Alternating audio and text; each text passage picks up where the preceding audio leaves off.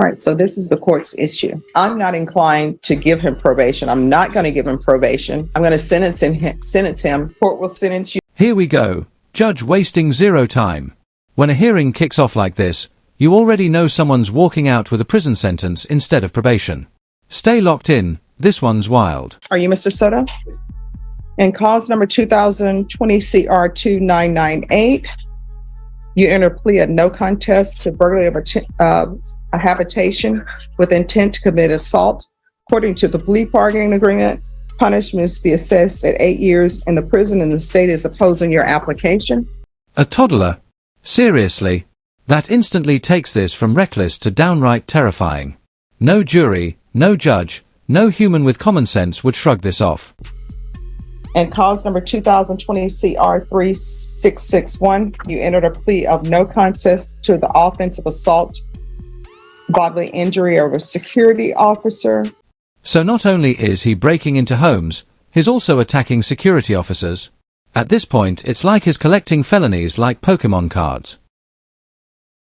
Agreement, the state is requesting that punishments be assessed at 8 years in the prison. They're opposing your applications. Have both parties had a chance to review the PSI report, state? Defense? I have, Judge. Any objections to the PSI report, state? No objections. Defense? No, Your Honor. All right, any witnesses, state? None from the state. Defense? No, Your Honor, aside from the letters that are provided to me. All right, and for the record, the court has reviewed the letters that have been presented. The court will hear arguments, state? Your Honor, based on the defendant's criminal history, he did pick up these felony cases as well as the multiple misdemeanors that are also pending involving the same family. The defendant's conduct is escalating and continues to terrorize the family, including the complainants on this case, as well as her brother, her children, and her mother. And the burglary for habitation, a burglary to a habitation case, defendants alleged to have entered the house through a open window or through an unlocked window and grabbed the child from where he was sleeping at 3 o'clock in the morning. He's shown a disregard for the safety and welfare of the complainant as well as the children in the household. And it's the state's fear that if the defendant were granted probation, he would continue to contact the family, continue to violate any no contact orders that would be entered. I would believe that the only way to ensure the safety and the welfare of the complainants are to sentence the defendant to the prison. Defense? Judge, I reviewed the PSI and also talked to Mr. Soto this morning regarding the impact statement as provided in the PSI, and I've asked him, since this incident, had he had any contact with the complainants? And since the incident, he stayed away from them. Notice how defense always shifts gears. Suddenly he's a hard-working family man, just trying to do right. Classic defense strategy. Paint the criminal as a victim of circumstance. He does have 2 children with the young lady. He hasn't seen the children because of this incident, but he has not gone around them or their household. So I think he's shown that he can stay away from them. I don't think he needs prison to stay away from them. Since he's been on bond, since these cases have been pending, he stayed away from that family. Also, Judge, if you look at his prior history, he does not have any convictions for misdemeanors or felonies. He's 25, he is working, he has support, he has family members here in court with him this morning, he has the letters that were provided to him. I think when we pled on the case, Judge, the court asked him if he was experiencing any substance abuse issues at the time of the offense. He was truthful with the court. He said, yes, Judge, I was under the influence. I also asked him this morning if the court did testing, how would he come up? And he explained to me he would come up negative. He has not been using any type of substances since he's been on bond, since these cases have been pending. He is working. He's working as a painter. He's not on child support for the children, but he is willing to place himself on child support so he can start contributing to their well-being. Also, Judge, the TAP evaluation, I noticed that it is recommending inpatient treatment. If the court did grant his application for deferred, we would ask the court to first see how he does in intensive outpatient treatment, because he's shown that he can stay drug-free. But I do think he would need some assistance with that. Even though he's been doing it since he's been on bond, we would ask the court if the court did grant his application or deferred to placing him in intensive outpatient treatment prior to placing him in inpatient treatment. He accepted responsibility for both offenses. He pled to these cases, and now we're here before the court asking the court to grant his applications for deferred.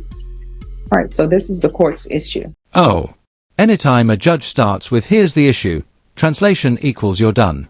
It's basically courtroom code for say goodbye to probation. And not really an issue, but these are things that I think of.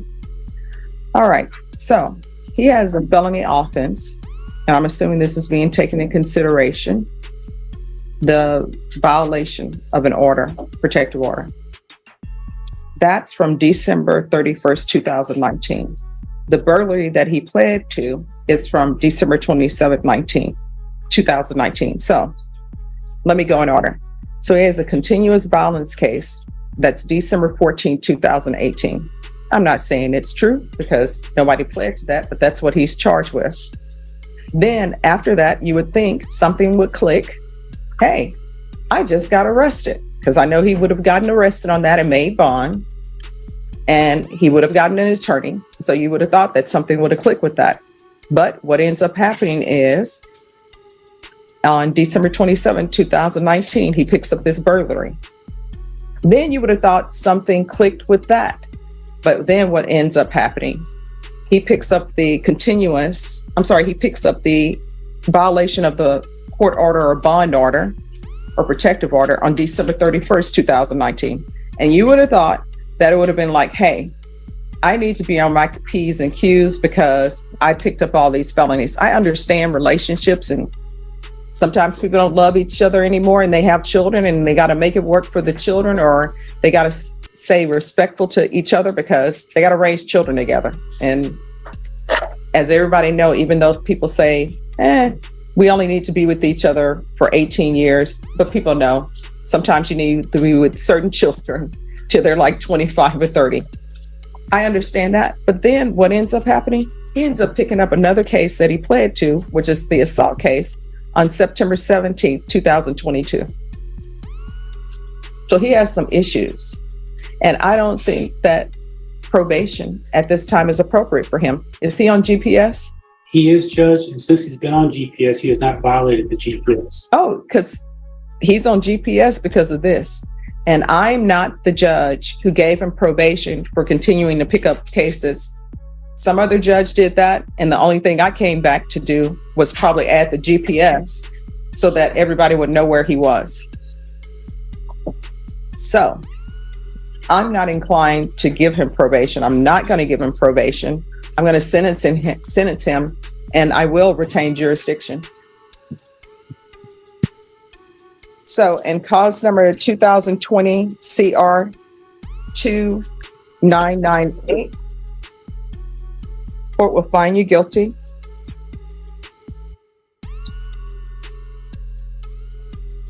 Court will sentence you to 5 years prison. Give you credit for any time served. All right, we can go off the record. I'll retain jurisdiction. Both cases, Judge? Yes. Sometimes, it is about it's always about rehabilitation, but it's also about protecting the community, and it's also about punishment. Sometimes people think the justice system isn't about punishment, but really, all these cases, there's an air of punishment involved, but hopefully rehabilitation. I know you probably think this is the end of the world. I came in here, I'm going to prison, but you're young, you still have a chance to get your life together. Please don't go to prison and get a bunch of tattoos because you're clean shaven now. Please let it stay that way, okay? And there it is, 5 years in prison. Honestly, he's lucky it wasn't longer. This wasn't just bad behavior, this was a pattern. And judges always punish patterns. Question is, will 5 years actually change him?